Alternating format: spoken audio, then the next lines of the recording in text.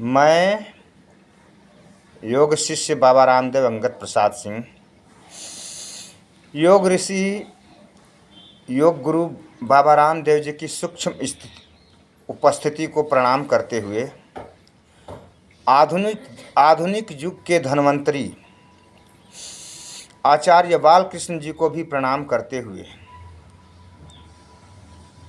नित्य क्रिया से निवृत्त होकर योग की प्रक्रिया को करते हुए मेरे मन में एक भाव आया, एक इच्छा आई। वैसे बाबा जी बताते हैं यूनिवर्स के साथ जुड़ने का नाम ही है योग। जथा पिंडे तथा ब्रह्मांडे, जो हमारे पिंड में है वही ब्रह्मांड में भी है। ये हमारे गुरु महाराज बोलते हैं। और योग करते करते हमें जो अनुभूति होती है कि नहीं, हमारा पिंड ब्रह्मांड के अस्तित्व से ही जुड़ा हुआ है। सर्वप्रथम तो देखिए ना, सांस जुड़ी हुई है तभी तो आस है। ब्रह्मांड में जो पवन है उससे हमारी सांसें जुड़ी हुई है, तभी तो हमारा इस धरती पर अस्तित्व है।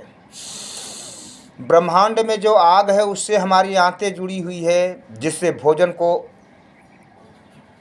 पचाती है और हमारे जीवन का अंग बनाती है।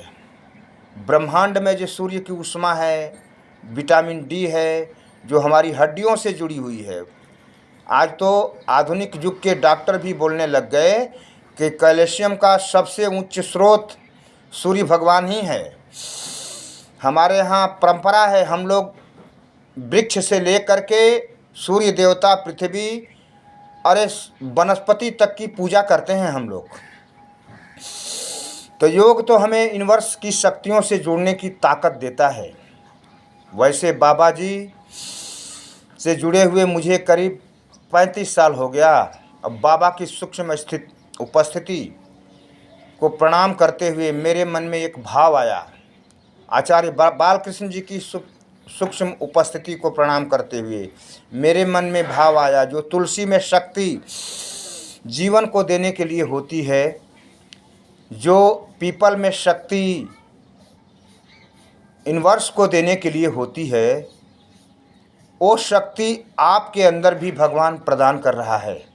अगर आप भगवान के आश्रय में हो करके और योग करते हैं, भगवान से प्रार्थना करते हैं, हे भगवान मुझे उन शक्तियों को दे दो जिससे मैं स्वस्थ रहूं, मुझे उन शक्तियों को दे दो जिससे मेरा जीवन धन्य हो जाए, तो ईश्वर ज़रूर देता है। अगर हम लोग माता पिता का सेवा करते हैं लौकिक में, तो माता पिता का ईमान बदल जाता है पुत्र के प्रति।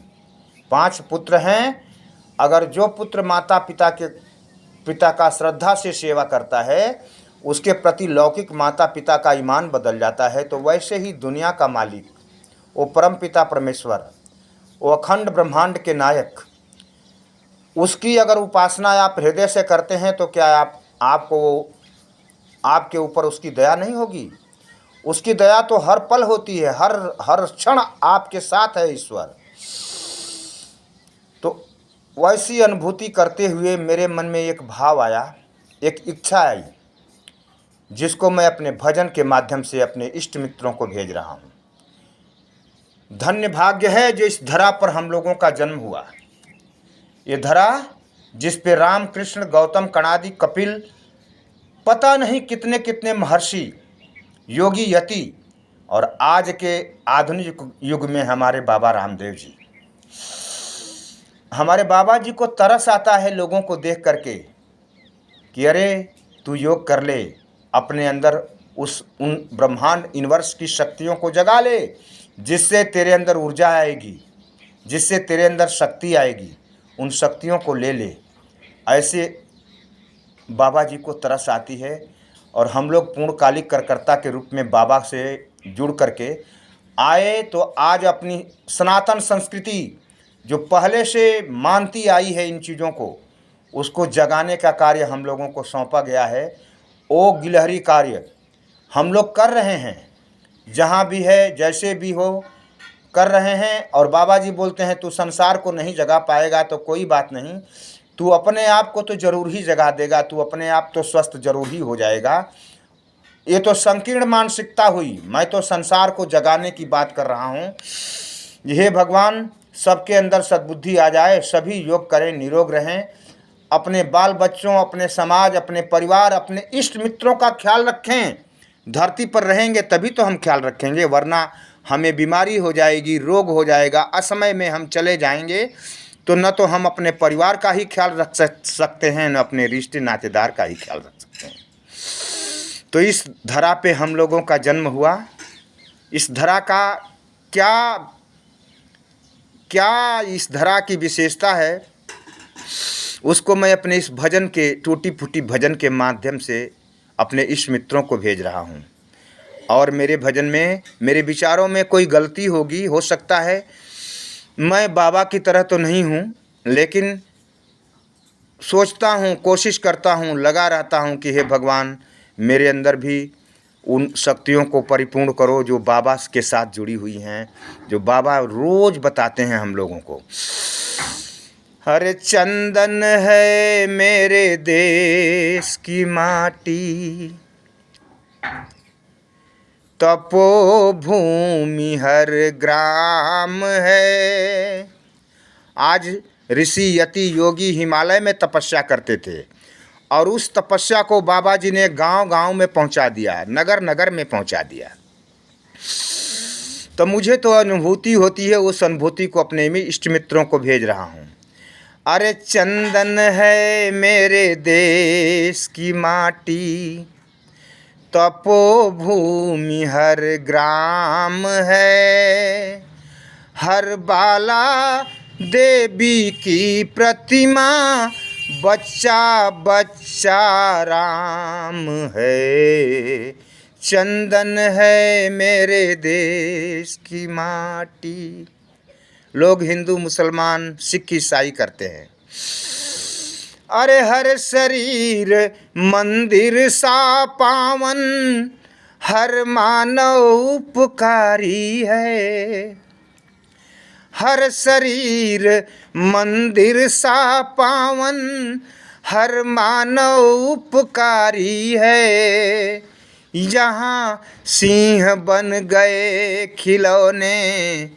हमारे ही भारत की माँ शकुंतला जी थी, जो भरत जिससे हमारे देश का नाम भारत पड़ा, वो सिंह के मुख में हाथ डाल के खेलते थे। अरे हर शरीर मंदिर सा पावन, हर मानव उपकारी है। जहाँ सिंह बन गए खिलौने, गाय जहाँ माँ प्यारी है। अरे जहाँ सवेरा शंख बजाता, हमारे मंदिरों में सुबह सुबह शंख बजती है, मस्जिदों में अजान होता है, गिरजा में भी कुछ न कुछ प्रार्थनाएं होती रहती हैं। अरे जहाँ सवेरा शंख बजाता, लोरी गाती शाम है। हर बाला देवी की प्रतिमा, बच्चा बच्चा राम है। चंदन है मेरे देश की माटी। ज़्यादा कुछ न कहते हुए, मेरी भजन तो बहुत लंबी हो जाएगी। अपने इष्ट मित्रों से विदा लेता हूँ और अपने वाणी को विराम देता हूँ।